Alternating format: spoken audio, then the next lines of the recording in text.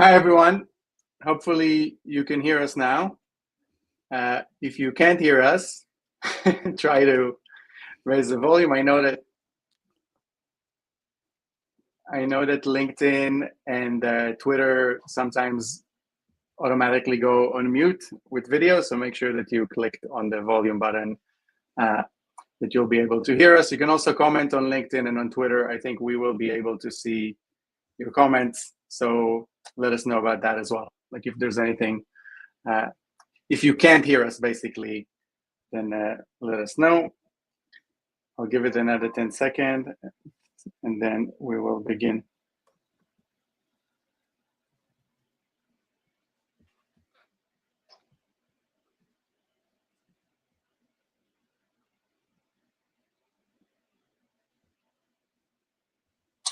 All right, so let's start. So welcome to our quick, fun, informal discussion of AI and the future of work, the view from the trenches. I am Dror Poleg. I research the impact of technology on how people work, how people live, how people interact, even how people fight. And today with me, I have Prakash Narayanan, also known as Ada Pi. Actually came to fame as a pseudonym on Twitter and social media, commentating about AI over the past 2 years. And our goal over the next 45 minutes is to have a 30-minute conversation between us, covering a bunch of things. One, really trying to understand the current state of AI. So, what's possible, what's not possible. There've been a lot of news and releases and updates over the past even 3 days, I would say, but definitely over the past few months. Then try to bring it more to ourselves. Okay, these tools are cool, but what can they do for me? And obviously, what can they do for you? Then try to think about the broader implications for companies, for offices, for everything, essentially. And then try to think about how to think. What are some useful frameworks as we come to analyze the impact of AI on our business? What are some historical analogies that are relevant here that we should be aware of or keep in mind? And then for the final 15 minutes, we're going to open it up and address some of your questions. Feel free to send your questions throughout. So again, comment whether you're watching this on LinkedIn or on YouTube or on Twitter. Send in your comments. We'll try to address them. And so let's begin. So Prakash, welcome. Hey, Dror. So thank you for inviting me. Pretty excited. I do nothing but AI for the last a few years, and it's been interesting to watch because I think I started off from research, from looking at where the research is going, and from there you can kind of predict where things will be going in a couple of years. And I think what we'll see especially the course of the next 12 months, I think we're going to see a lot of changes in, what is valuable. Mm-hmm. I think, and I started writing a bit about this. I think the first thing that you will probably see is the end of humans being used for analysis. Mm-hmm. And the historical analogy I use is if you go back to the 1940s and you go to say an architect's office or an investment bank in the 1940s, and you'd see these enormous rows of people in desks, and each one would basically be performing a set of calculations. Like they'd each be a cell in a spreadsheet, and they'd all be rolling up numbers so that to get to some number that predicted a revenue or a stock price or whatever. And so you had humans doing computation. Basically, they were doing computation, and at some They point were even called computers, right? At some point, yeah, they usually mean a person who computes. Exactly. And what ended up happening is at some point all of that got rolled up into a spreadsheet, right? So humans stopped performing computation, and then you had the edge of the enterprise basically became this person called the analyst. And the analyst was someone who didn't do computation. Computation was done by machines, but the analyst would be someone who looked at pieces of data and then try to form a coherent picture in a report or a summary that got passed on to someone senior who was a decision maker.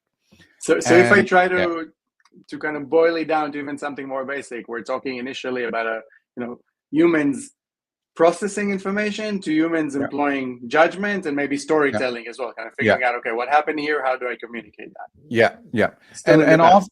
Exactly. And often, so this is kind of like in the past, like 20, 30 years, it's the analyst at an investment bank, it's an associate, starting associate at a law firm, at a consulting firm. It is what, like, starting journalists do. You have an editor who's basically the one who, like, assigns you the story. You go out, you do the data collection. The data collection is a separate process, but then after that you try to form a coherent picture on this data collection. And then when you go up to your editor kind of like wants to check on your sources. Like, he doesn't quite trust you, so he wants to see a little bit of your sources as well. And then, like, okay, I'm willing to accept this picture. And often what you have is a standard framework being applied, whether it's a Porter's 5 forces or a SWOT analysis, or you have this kind of standard process being applied, and you have results that come out of that standard framework that a senior intellectual can kind of look at and say, like, okay, you followed the precepts of the framework that we're using, and therefore this is what the analysis comes out. I'm not sure whether I'm going to make the judgment call that analysis is necessarily correct, but this is what, based on the data that you have, this is the analysis that should have been carried out, and etc. Right? And so what I think we're going to see in this next 12 months is you're going to see this role of the analyst kind of start to, be absorbed by the machines. Because all of the tech is there. And we've seen that tech come out over the last 12 months or so. You can now so let's come back to what happens to people in a moment. But I think the fun stuff is really the tech that came out. And I think that many people are not fully aware of what's going on. I'm just going to show a few things here on the screen. Let me just switch screens for a moment and just show a few of the things that came out, or even capabilities that only came out even this week. So if I go to Sora, for example, which is OpenAI's video generation model, which a year ago they kind of showcased it, promoted it, looked like science fiction, like something that, okay, maybe only very expensive studio could afford, maybe one day in the future. A few days ago, they basically rolled it out to all ChatGPT Plus users. So anyone who pays $20 a month can start generating videos from a prompt, essentially, and super, super realistic videos, as we can see. We have alongside that, let me jump to a different screen, things like Midjourney for image generation, which kind of, it's pure magic, but we're all almost like bored with it already, because I guess humans are, our hedonic adaptation is very quick. So we see something magical, but then it just becomes completely normal to us. But basically, the ability to generate incredible images at high resolution, super realistic, just off of a prompt. So anyone with an idea can basically generate anything. And then there's even ChatGPT itself, which we're all familiar with, but it keeps getting more and more strong, can process more data. So as long as a whole book or several books now with the Pro mode. And its conversational capabilities have become incredible as well. Like, if we'll just give it a quick try now. Hi, ChatGPT. I'm in the middle of a live conversation with my friend. I don't want you to interrupt us, so please only speak when I call you Jennifer, okay? Got it. Just call me Jennifer if you need me. I'll wait for your cue. All right, so Prakash, but what are some tools that you've seen that you think are kind of consequence? It sounds like you're having an interesting discussion. Jennifer, I told you not to interrupt us, right? Only when I say Jennifer. Understood. I'll wait for you to say Jennifer before I respond. Thank you. Prakash, back to you. You're welcome. It's still in that zone of it's not quite there yet in terms of like all the hookups, But we still have like 12 days of shipments. We still have like 8 more days left. So let's see what happens in the next 8 days. So what are some tools you're excited about these days? So we looked a little bit about Sora, Midjourney, Stable Diffusion, obviously ChatGPT voice mode. So for the firms that I've been talking to, I've been telling everyone to use this voice mode and get it fully integrated into every product. And my sense is that, for example, there's a well-known metric on the internet, which is the ratio of posters to lurkers. And this is the number of people who read a thread versus the number of people who comment or write a thread. And the ratio is it's almost like 10, 1 is to 10. It's like for every person Twitter, who posts on something. Instagram, on TikTok. It's very, very huge gap between. And the real question is like, why, right? I sense that number one, there's a activation energy gap to post. And I suspect also that's true of web searchers too. I think the number of people who actually search for something on the web and the number of people who actually do something, like I want to go to a restaurant versus I want to go to a restaurant and I search for a restaurant. I suspect like the number of people who actually go to restaurants is like 10 or 100 times more than the people who actually search and bother to read reviews. So I feel like there's this activation energy to all of those things. And I think for some people, it's just that they don't like text. I tell people, like, a lot of people don't like to read, and I tell people in tech this, and no one believes me. But the funny thing is, like, there's actually a few very prominent people in finance. Hank Paulson, who I always point out, is one of them. Who made the famous trade about the mortgage-backed securities and was a candidate to be Treasury Secretary. So. No, sorry, not Hank Paulson. Paulson is the Treasury guy. The guy who actually did become the Goldman Sachs CEO. And the funny thing is, post the financial crisis, when he was when he got called to Congress to explain his actions, and they wanted to look at the emails, they're like, "Why don't you have any emails?" He's like, "I've never used emails in my life." So he just does calls, right? And he has a secretary. Because he's senior enough that he had a secretary who would do the emails for him. So he's not actually a character who's like doing all of this textual work, right? He's a character who, other people. He's been senior enough his whole life that he's had other people process information for him at that edge, read the documents, and etc., and then report into him his entire career, right? I've heard that Steven Schwartzman is like this too. So there's actually a number of people. Yeah, there's a number of people who are actually like this, who actually survive in a verbal, like, talking world, and they actually do not actually use text a lot. And if that's so at the highest levels, imagine at the lower levels, right? Imagine how many people go through life not actually in this textual texting world, in this kind of phone calling. I need to receive information, word of mouth. I need to receive information through my friends before I believe something.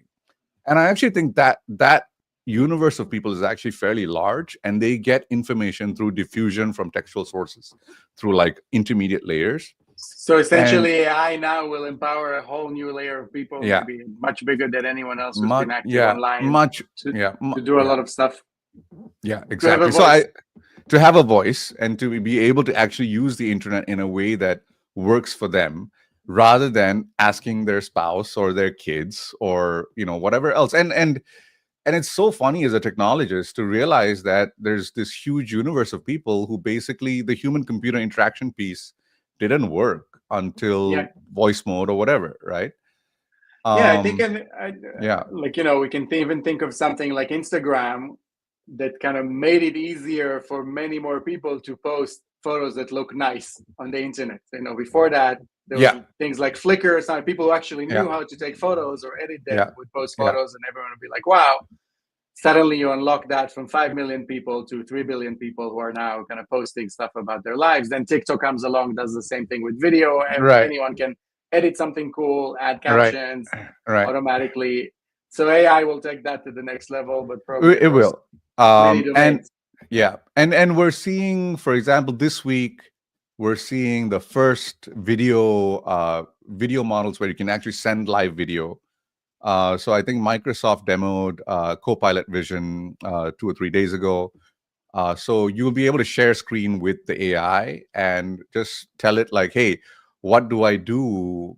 And I would love, like, so for me, knowing what's coming up, I have a lot of frustration using apps now, because when I get stuck on, like, let's say a video editor where I have to go to Google and Google, like, how do I edit this with this tool? I know that I should be able to just show it to an AI, and the AI should be able to tell me, hey, go to this menu and do this. So Copilot Vision, for those who are not familiar, again, it's also new. Basically, to have something like ChatGPT that sits on your computer and can see what you see on the screen. So instead of you copy pasting stuff, trying to explain stuff, it sees what you're doing, you're coding, you're writing, you're editing an image. It is there with you. You can ask it questions about what you're doing. You can give it tasks to augment what you're doing. You can ask it to critique or help or guide you as you are doing it.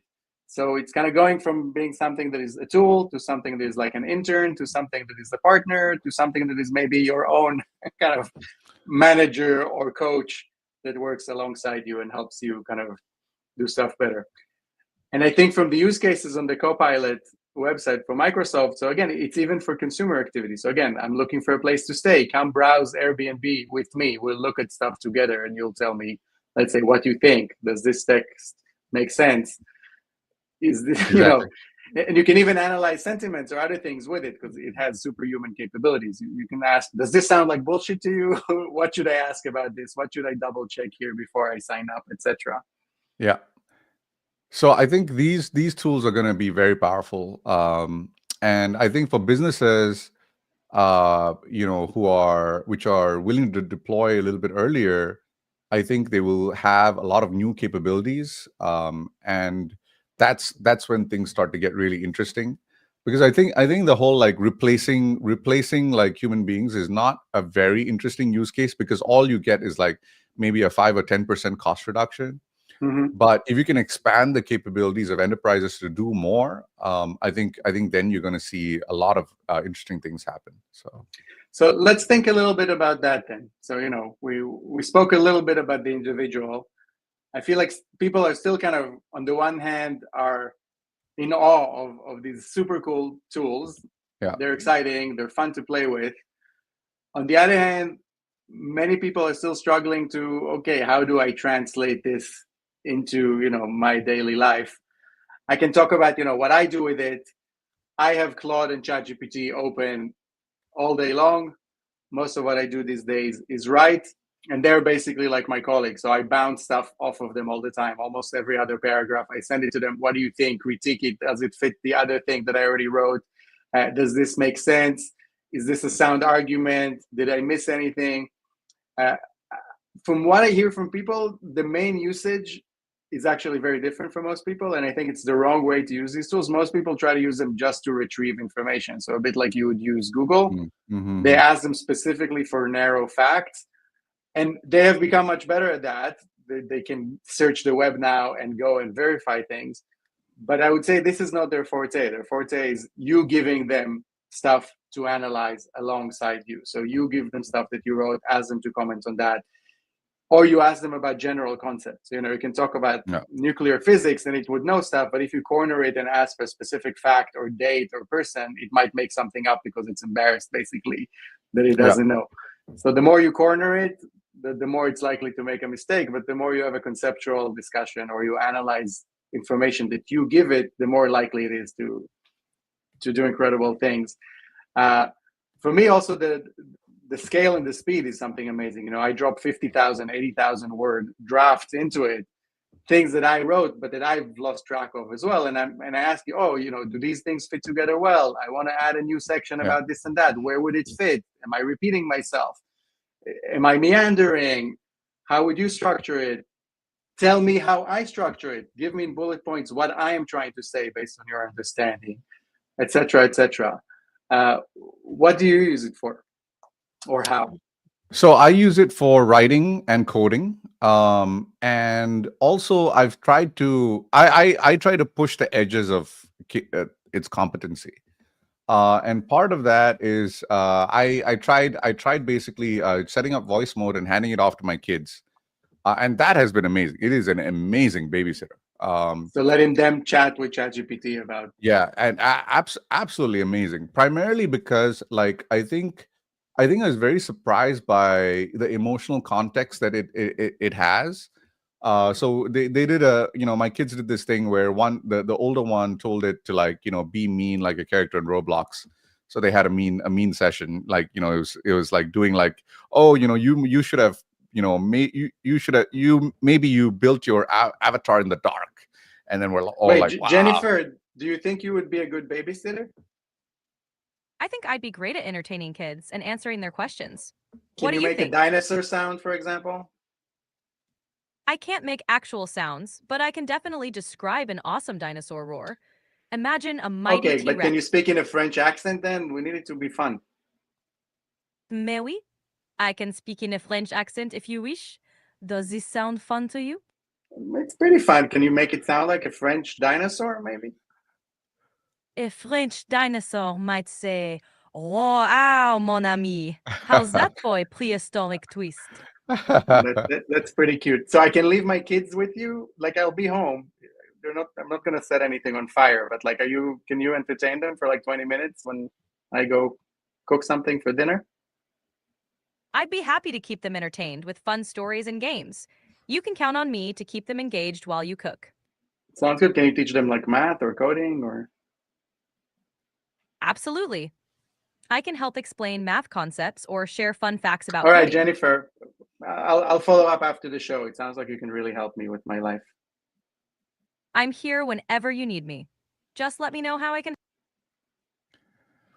Sorry, Prakash. Back to you. That's the thing, right? It's so I think actually those of us who only use it for work, we kind of we under prescribe, right? Like we're not getting the full thing, because it's actually much better if you're a little bit more casual user. Intense use, what I find for intense use is that you often want very precise answers, and the Mm-hmm. precision of the answers, especially if you are an expert in your own vertical, is not quite there yet. I think it may improve this year, but like a lot of times, like it'll get you like 80% of the way there, and then like you have to like, which is, I described this to a law firm partner recently, and they were like, yeah, that's what my first year associates do. They get me 80% of the way there, and then I have to do the Mm-hmm. last 20%, the annoying part.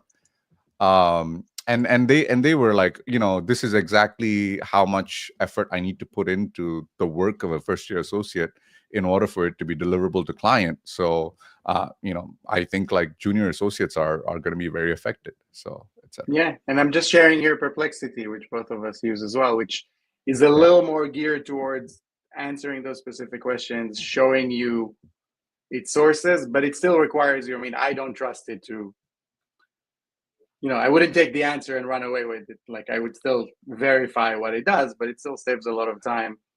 And as you Yeah. said, either on stuff that I don't know anything about, so I just want a conceptual initial understanding, or actually on stuff that I know a lot about, but I need kind of augmented information or ways to kind of frame what I already know Yeah. so that I'm confident to learn from it, knowing that if it kind of strays too far, I will understand and kind of not like uh, get completely off track by following the advice of this tool.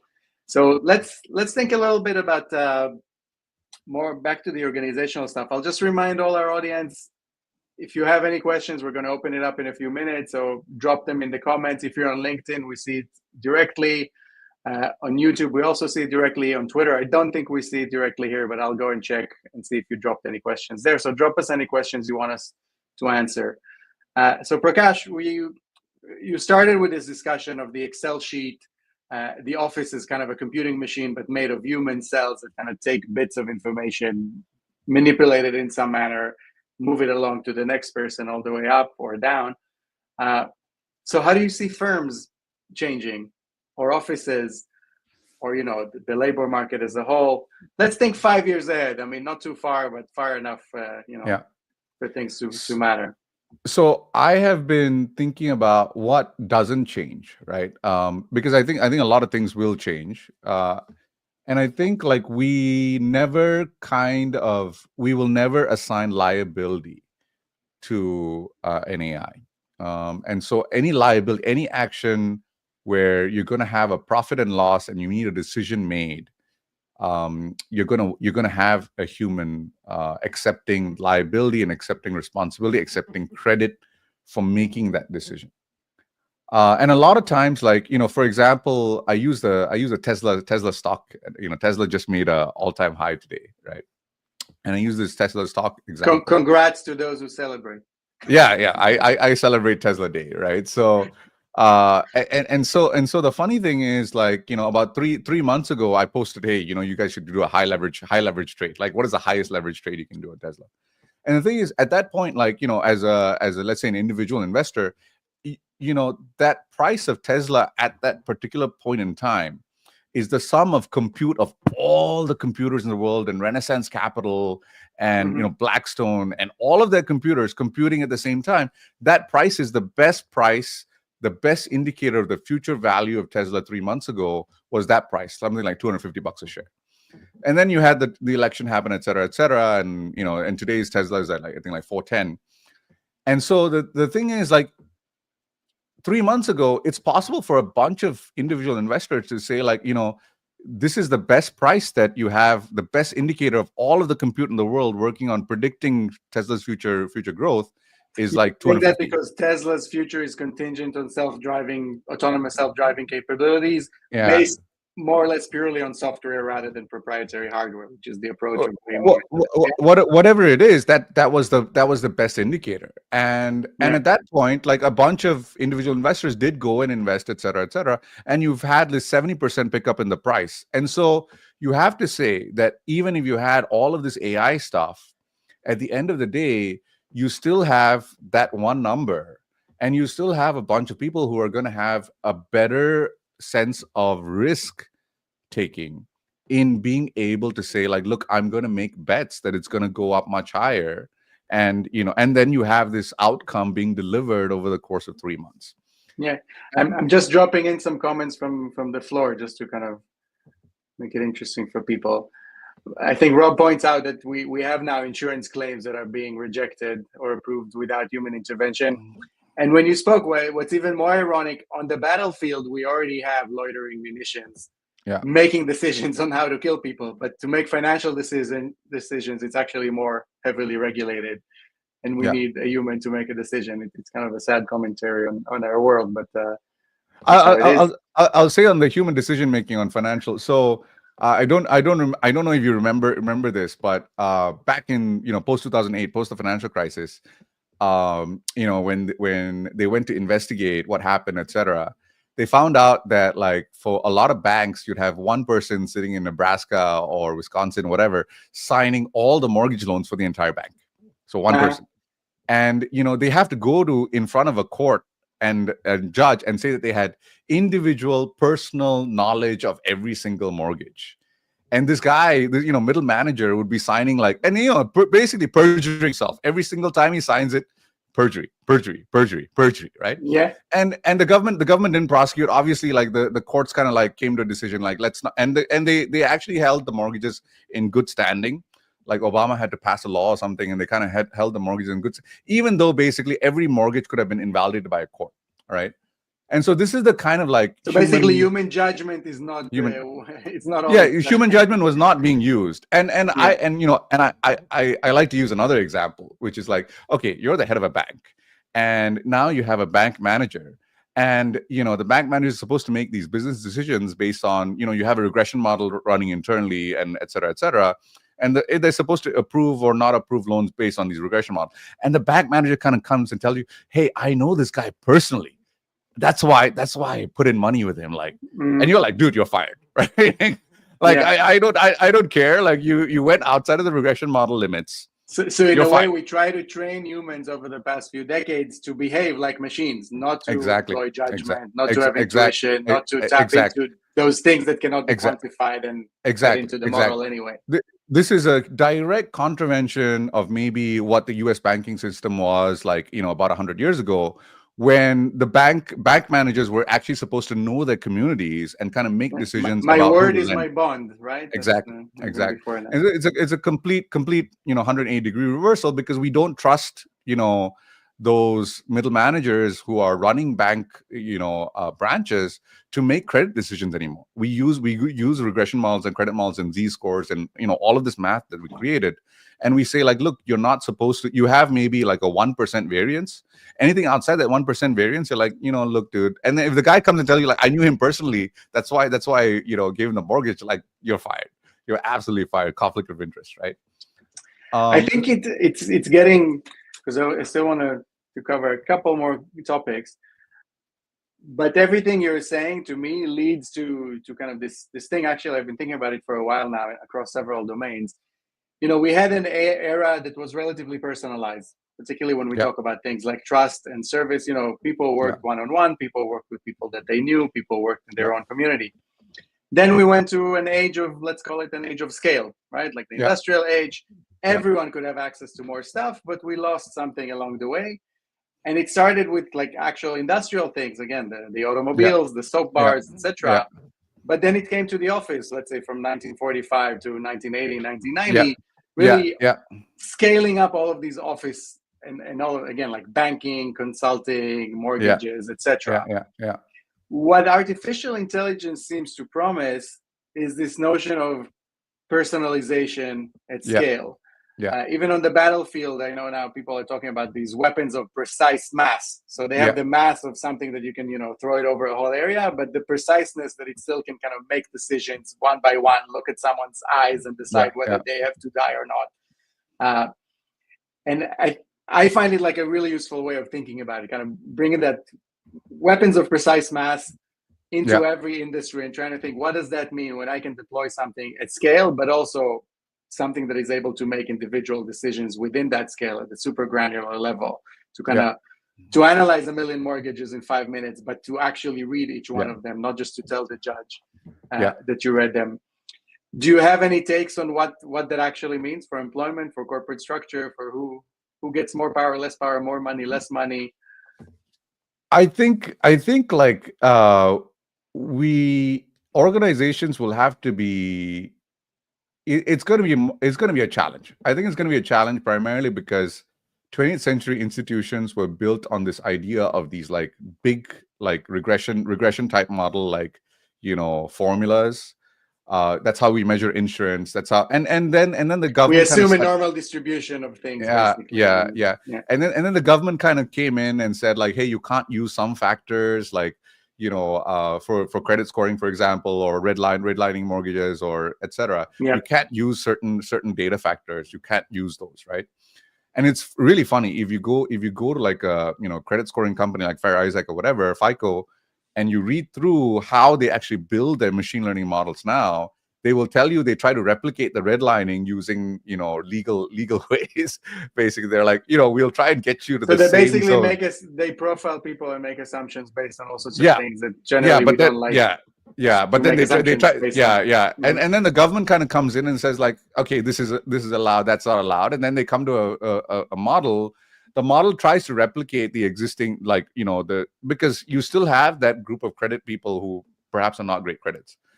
And I think there's been this whole back and forth, and I think those regression models now become like increasingly less useful because now you can do personalized kind of assessments, and you don't have the ability to just fall back on these like large regression models. And the regulators force you to like make errors in a certain segment, and that those errors in that certain segment like affect your entire profitability of the entire portfolio, right? And I think those things start to become like, okay, what do we do now, right? Now we can say like, hey, instead of like a 20% credit card rate, I can offer everyone a 5% credit card rate, but I have to like exclude like 1% of the population, right? Because and I have reasons for that, because I had an AI model that interviewed these people personally, and these are the reasons, and none of those have to do with anything that the regulators say is like a redlining issue. Yeah. And then regulators So have in to a way, decide.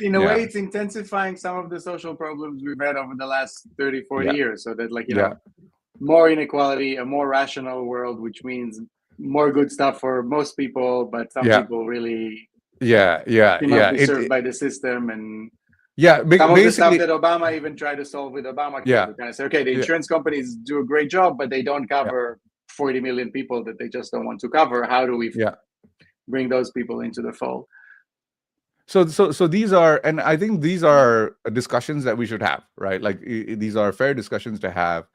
What do we want to do about it? How does that affect how things go forward? Is it okay to have like costs which are X% higher for the entire population, but then it's only like maybe 10,000 users which are the issue, right? No, I would assume that, I mean, those 10,000 users, the government will have to step in and make sure that everyone has coverage, but without messing up the models that make it so efficient and cheap. These are societal discussions, right? Because before you could kind of hide in these models, in the broad math, because you didn't have the ability to do individual inquiry. And now you have the ability to like individually assess each case. And then there's legitimate reasons for each step that you do. To me, this comes back. It actually comes back to the workplace. We spoke about weapons and then health insurance, but actually the premise of modern offices was that we more or less know what everyone here is doing, and we more or less make a profit, so that's okay.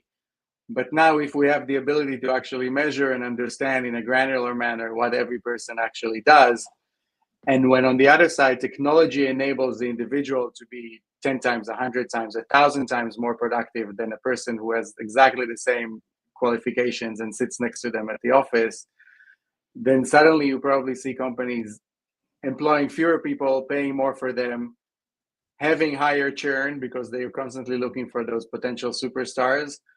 And those superstars or immediate successes can also be, I mean, chance plays a big role in there as well. So it's not necessarily just about finding someone who is the smartest, the prettiest, the tallest. It's not necessarily any innate characteristics, but either a specialization that just fits whatever it is that the company is trying to do really, really well, or again, an element of luck. But sometimes when someone's lucky, the companies they would rather bet on them rather than bet on someone else, even though they both maybe follow the same process. Particularly because the companies themselves often don't understand why that person succeeded so much and the other didn't. Like on paper, it looks the same to HR or to the manager. It also, for me, it connects to something I learned from Jensen Huang, the CEO of NVIDIA. I just wrote about that yesterday. He has this habit of asking all employees in the company, it's a company with thousands, today even tens of thousands of people, to send him an email once a week or so with the 5 most important things that they're doing at the moment. And it could be stuff that they're working on, stuff that they heard that the competitors are doing, some cool things that they just came across on the internet. And he calls it searching for weak signals. So kind of like the role of the manager is to constantly try to look for these little things that are just starting to trend, just starting to matter, whether it is within the company or outside. And then channeling the resources towards them as soon as you identify them. But unlike in a traditional company where stuff would have to trickle up to the CEO, it would take months, often it wouldn't get there at all. He's trying to go through a lot of that weak information quickly, even if he cannot sample all of it, with the hope that every now and then he's going to tap into something that is super important. And it played out like that. They identified people that they could hire or acquisitions that they could make or things that people in the company were doing that were super valuable, but nobody cared about. So I see the role of the future manager also a bit like a gambler, like that, like trying to kind of trying to hustle and see what's happening, and then bet big on what seems to work. And also AI can work in kind of plodding through all this information, these weak signals, and occasionally floating it to the CEO rather than trying to follow this kind of hierarchical flow of information and authority. Resource allocation, risk taking, those are going to be core things, because AIs can't take risk. AIs will follow standard frameworks, because you won't allow them unless you're willing to allow them to take the risk, and then you take some percentage of failure, right? So most of the time, I think human organizations are going to default to humans will accept the liability, and so the AI will do everything else for you, but it'll come back to you and say like, look, this is the probability tree. You're going to have to choose something. You could always just default to the highest probability option, and then another manager in the company who defaults to the low probability but high impact options, somehow wins, every single time, like, and then, you're going to have an issue with that, right? So you're going to have this kind of like, different set of strategies that people will play. So that's going to be interesting. So last question, and then we're going to open it to a few questions from the floor. I see we have a bunch, but feel free to send more. We're going a little bit longer than I thought, but I see about 1,000 people watching us on all the different streams. So I'm not going to leave you high and dry. We can kind of stay for a few more minutes. Prakash, when you think about thinking about this, what are the 2 or 3 kind of big ideas, main theories that you rely on? Whether it's ideas from economics, from business strategy, what are like big things that you employ to think about change? So I think comparative advantages is the key thing. AI will decimate individual tasks over time. And as those tasks get decimated and are completely taken over, everything which the AI doesn't do becomes like so much more valuable, right? Because the AI is providing leverage on everything else. So that just means that as things move through the curve, you have different points of impact and different timings on when things get valuable. So for one great example, so right? things that AI cannot do, they don't just remain valuable; they become more valuable. More valuable. So one thing that I've seen in the last 6 months, for example, you've seen a lot of video generation models, and now you have Sora, and I've seen video editors start to become more in demand. Because the AI generates clips, right? Clips 20 second, 30 second. And then you need audio, you need context. So we have a lot more video going on. And as a result, we need a lot more video editors. And I just spoke to a professional yesterday, and he was like, the AI just can't do it yet. Like we just have so much more video. And so Adobe, After Effects, or Premiere, etc., are getting huge boost now, because all of these new people are learning these tools, because there's a lot of video generation. That bottleneck around the generation piece is gone now, but then you have this bottleneck on the editing and putting the narrative together in a way that makes sense for a human being. A roll, B roll. I didn't know the concept of B roll 6 months ago, and now I'm like, oh, the B roll, which is the video material that you kind of show while somebody is speaking. So it's not the main subject, but kind of like the mood stuff that you see on TikTok and LinkedIn. Exactly, right? So and it's interesting to see also kids who are born now, like kids who are growing up now, they immediately get like they start off using video editing tools before they start off coding, right? So coding is something that will come later once they actually know how to have logic. Video editing tools are almost like image edit. Like it's like, okay, let's put it together. And like I've seen kids like 6, 7, 8-year-olds putting videos together, captions, like A roll, B roll. Like if I then apply the same kind of framework or the same story to other professions, it means we're going to have a lot of information, we're going to have a lot of summaries, we're going to have a lot of data that is structured. We need storytellers. We need people to take that and figure out, okay, how do I make sense of it? How do I make sense of it for myself, for other people? How do I make it compelling? And how do I massage and spin this in the service of whatever it is that me or my company are trying to achieve? Yeah, absolutely. And so I think that comparative advantage, that overall idea of comparative advantage will never disappear. We will always have that, in the sense that as AI starts to do something else which is further down in the pipeline, in the funnel, will become much more valuable. So to me, I guess the most important framework remains Ronald Coase's idea of transaction costs. Like, how do different technological changes affect the cost of finding what I'm looking for, transacting, trusting each other, and that ultimately determines the structure corporations. What do I have to do in-house? What do I outsource? What kind of even capabilities or kind of skill do I hire for? And I think AI will dramatically change, again, the cost of finding information, producing information, trusting each other, evaluating, servicing things that have already happened. So, even if we have a contract or bought something or sold something, to make sure that that remains valuable. So to me, that's a big idea there. All right, I think we spoke enough. Let me bring up a few questions. I see there's some here. If there's more, please drop them in the chat. I'll start with this one from Hanan Greenblatt.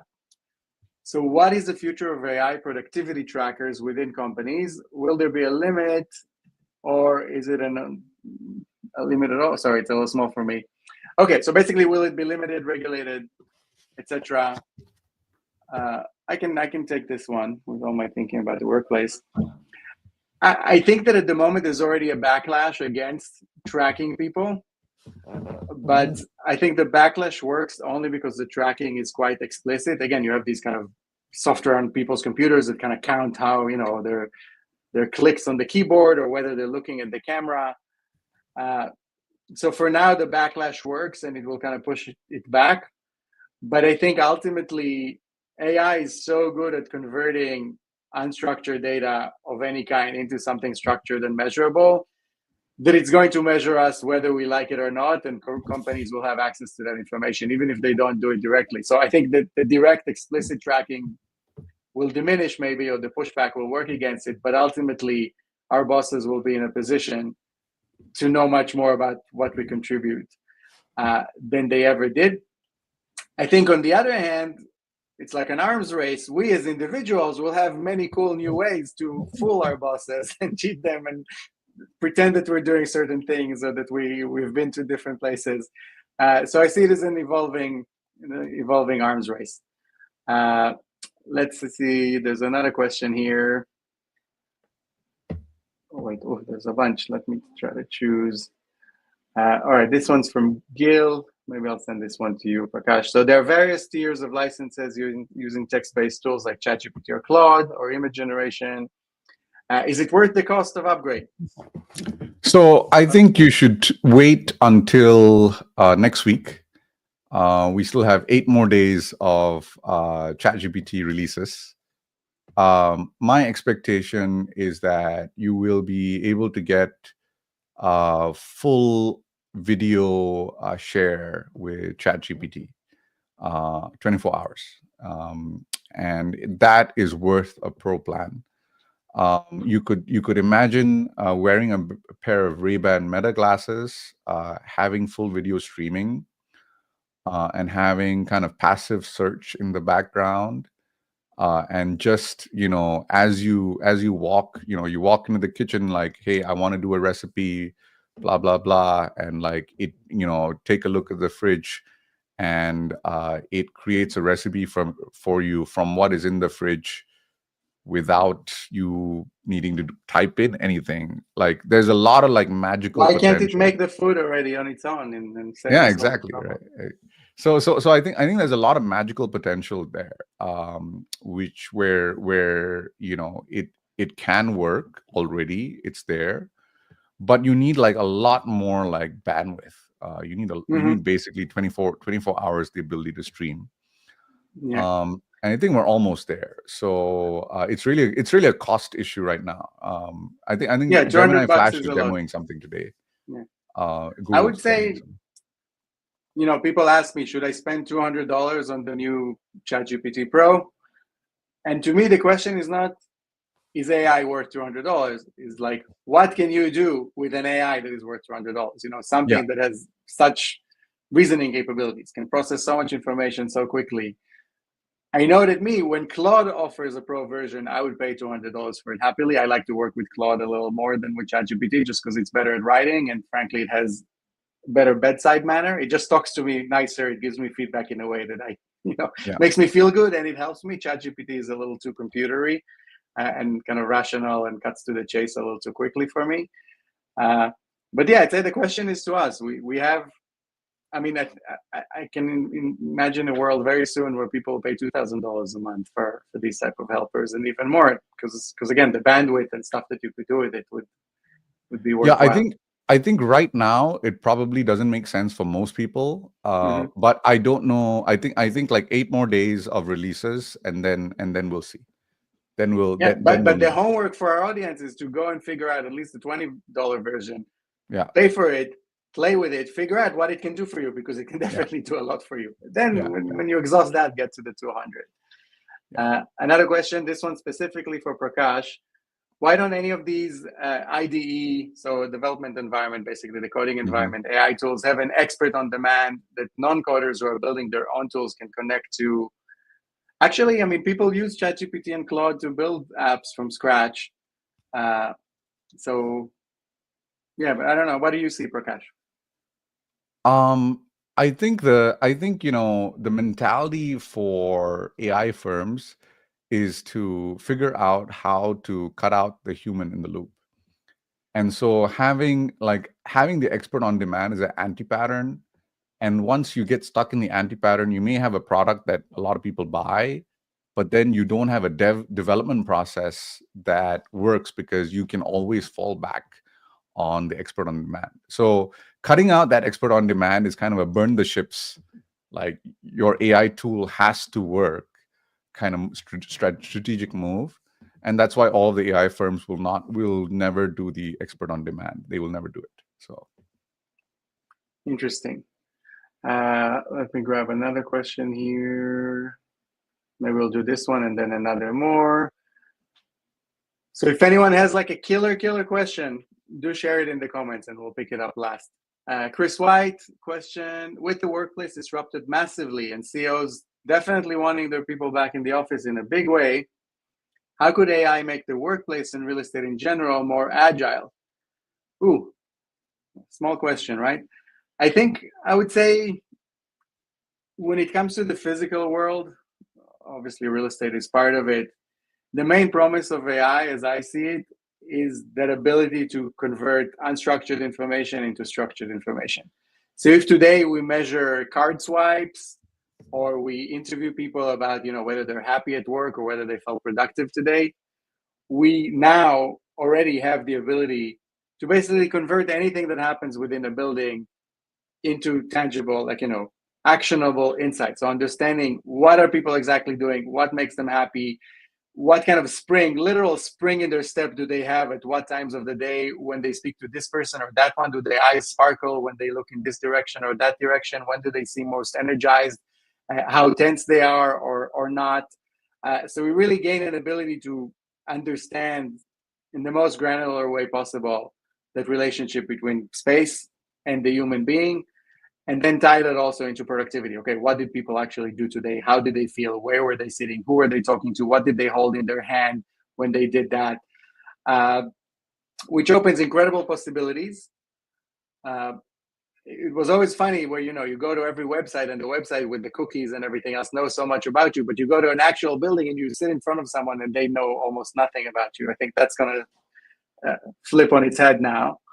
On the other hand, of course, it opens up all sorts of privacy issues, moral issues, compliance issues that I think society will have to figure out and address with. But if the future of office is to enable every individual to open the door that they need at any given moment and achieve whatever it is that they're trying to achieve, AI has an incredible role in every step of that transaction cost stack that I mentioned earlier. So from finding that place to transacting it, booking it, opening the door, having a great experience, having the space feel you and respond to you, adapt or kind of learn something from you, and then next time can be fixed and be even better for you.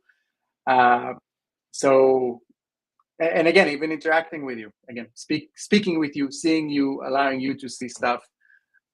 So incredible possibilities, but with all of these, the underlying story is that everything is becoming software. And I think most companies and most operators of space are nowhere close to even starting to become the kind of companies that they need to become in order to make the most out of this opportunity. Let's see if there's a final question. There's a few here. Let's see. What a There's so much to read. So a final one from Greg. Prakash, I'll let you pick this one. So does AI remove middleman in everything? Is that a way to look at it? I wouldn't say it removes the middleman and everything, because a lot of times the middlemen do like things that AI cannot do. For example, I'm sure like obscuring price data from buyer to seller is something that a lot of like middlemen are important. Like in order to get price to meet, sometimes you need like to offer the seller something. You offer bid, ask, and then to negotiate the two differences, and et cetera, et cetera. And that's something that AI, especially the aligned AIs that we use, which are forbidden to lie at all and don't understand nuance in pricing, et cetera. But if you can't lie, how can you be a middleman? Exactly. You can't. You don't have this sense of like differentiating quality based on various perspectives, and like humans bring a lot more like sophistication to that kind of discussion, right? So I actually don't think so at all. It gives you the standard framework. It gives you like, hey, I can do a DCF for you, et cetera, et cetera. It doesn't give you like, hey, this is the DCF, but these are all the things that happen, and this is something like, et cetera, et cetera, and this is how you color the conversation in order to get a higher price or lower price, et cetera. Yeah, right. I would say maybe it creates new middlemen. I mean, the role, almost by definition, of a middleman is to cover those things that cannot be covered within the kind of the set framework. Yeah. And there's always going to be that kind of stuff, but maybe in different situations, and maybe those middlemen will employ tools or kind of work on larger deals or do more. It's going to make the middlemen much more sophisticated, though. That's so yeah. My general thinking about AI and technology more broadly, and maybe we'll end on this point, I find that most of the conversation about automation for the last 200 years is about who is it going to replace? What jobs are going to become redundant? And what I find is that technology's impact is often not necessarily replacing people or eliminating industry, but changing the distribution of income within industries, within professions. So there'll be middlemen, but some of them will be much bigger, much more productive than others. And some will keep doing the same thing, but make much less out of it than they did before. Yeah. And not a very optimistic note to end on, but we will end on that. I thank you again, everyone, for joining us. This was really fun. It looks like we still have a lot to cover and figure out. Do follow us, stay in touch with us and with the ideas we discuss. So I'm on Twitter at Drorpoleg or drorpoleg.com. Prakash is Pi, 8TEAPI on Twitter, really fun account, or his newsletter, Emergent Behavior, focused almost exclusively on AI. And thank you again for listening and for seeing. This recording will be available, so you can share it with your friends after the show as well. They can come back and see it on YouTube, on Twitter, and on LinkedIn. Thank you, Prakash. See you soon. Thank you. Cheers. Bye-bye.